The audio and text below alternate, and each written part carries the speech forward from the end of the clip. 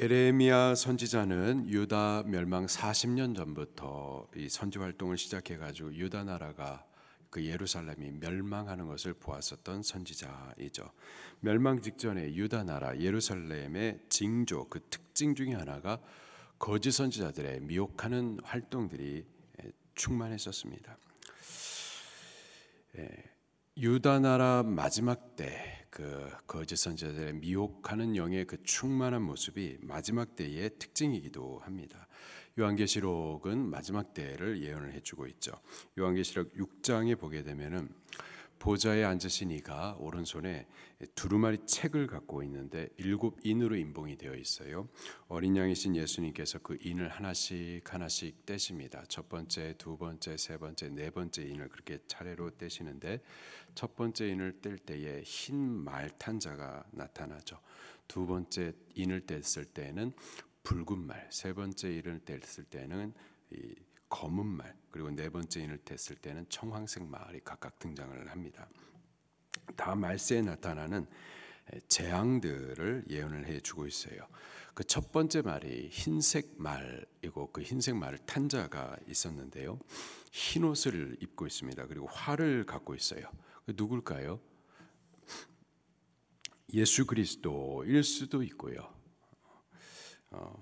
그리고 또 그 흰 말 복음 운동일 수도 있습니다. 그렇게 해석이 가능하고요.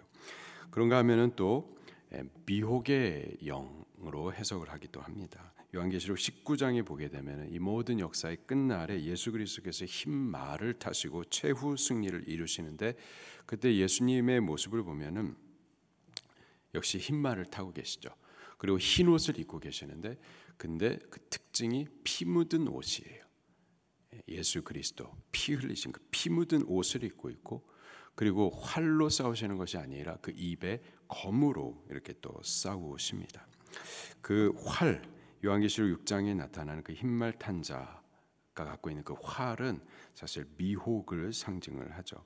마태복음 24장, 25장에 보게 되면 예수님께서 말세 징조들을 말씀해 주시는데 계속해서 강조하시는 말씀이 미혹하는 일들이 있을 것이다 라는 말씀이에요. 미혹하는 일들이 있을 것이다. 거짓 그리스도와 거짓 선지자들이 일어나가지고 거짓 기사와 이적을 나타내가지고 할 수만 있으면 택함 받은 자들이라도 미혹할 것이다.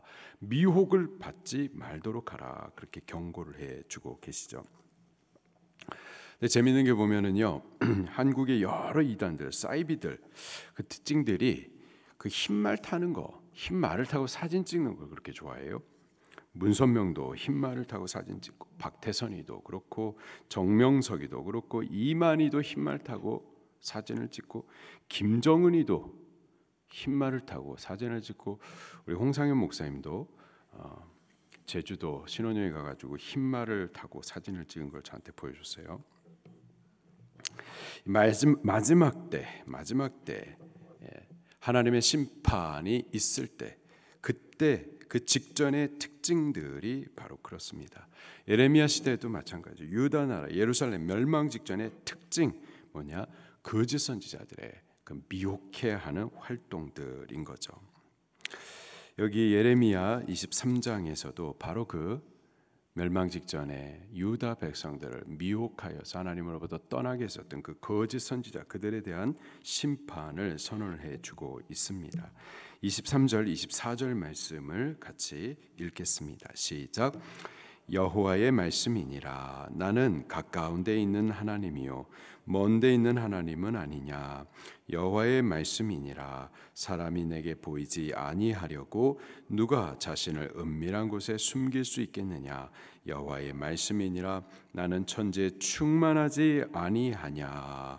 여호와 하나님 그분은 초월에 계시는 하나님이심과 동시에 이 땅에 내재해 계시는 분이시죠.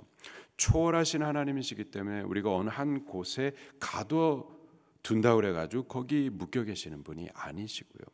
또 이 땅에 내재해 주시되 충만히 내재해 주셔서 계시지 않은 곳이 없이 편만히 계시는 하나님이시죠.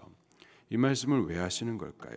거짓 선지자들 그들의 활동에 대해서 하나님 다 보고 계시고 알고 계시다라는 겁니다. 25절 말씀을 같이 봉독하겠습니다. 시작. 내 이름으로 거짓을 예언하는 선지자들의 말에 내가 꿈을 꾸었다고 말하는 것을 내가 들었노라. 거짓을 예언하는 선지자들, 이름은 선지자예요. 그런데 거짓을 말합니다. 근데 이놈들이 나쁜 것이 뭐냐? 그 거짓을 예언할 때 누구의 이름으로 예언하는가 보세요. 25절에 내 이름으로 거짓을 예언하는 선지자들. 거짓말을 하는데 여호와 하나님의 이름으로 거짓말을 하는 거예요. 여호와 하나님의 이름을 빌어가지고 자기의 말하는 것의 정당성, 그 권위를 갖다가 높이는 거죠. 저들이 꿈을 꾸었다라고 말을 하는데 꿈 자체는 나쁜 것이 아니죠. 하나님께서는 꿈을 꾸게 하십니다. 우리가 꿈을 꾸잖아요. 꿈을 꿀 수 있습니다. 그리고 하나님께서도 꿈을 통해서 당신의 뜻을 말씀해 주기도 하시죠. 요셉도 꿈을 꾸었었어요. 또 바로도 꿈을 꾸었었고, 떡 굽는 관원장, 또 술 맡은 관원장도 꿈을 꾸었었고요. 다니엘도 꿈을 꾸었었고요. 또 느부갓네살 왕도 꿈을 꿨었고요. 꿈을 통해서 하나님께서는 당신의 뜻을 계시해 주십니다. 그런데 거짓 선지자들이 그 꿈을 말하는 거예요. 나도 꿈을 꾸었다. 근데 그 꿈을 꾸었다라고 할 때에도 역시 여호와 하나님의 이름으로 꿈을 꾸었다라고 말하는 거죠. 근데 그 꿈이 어떤 꿈인가? 32절 말씀을 보면은요, 거짓 꿈이었었던 거예요. 거짓 꿈을 예언하며 이르기를 이르며 거짓과 헛된 자만으로 내 백성을 미혹한다 말하고 있어요.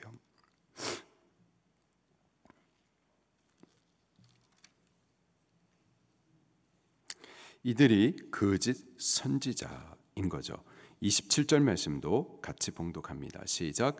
그들이 서로 꿈꾼 것을 말하니 그 생각인즉 그들의 조상들이 바알로 말미암아 내 이름을 잃어버린 것 같이 내 백성으로 내 이름을 잊게 하려 함이로라.